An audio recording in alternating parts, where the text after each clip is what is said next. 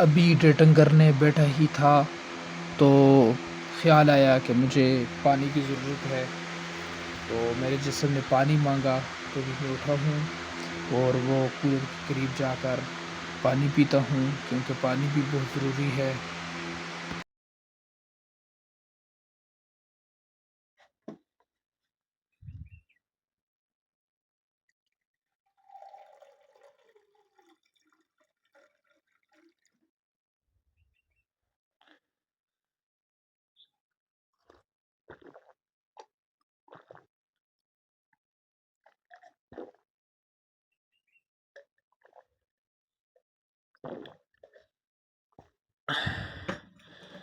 गिलास को उल्टा करके रखना चाहिए, ख़ुसूसन ये सावन के महीने में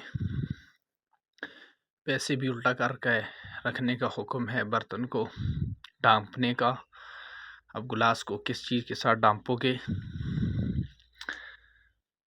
गिलास के ऊपर क्या चीज़ रखोगे, तो उल्टा करके इसको रख लो ताकि कोई हशरातुल अर्ज़ इसके अंदर ना आए। चलें रिटर्न करते हैं, पानी पी लिया है।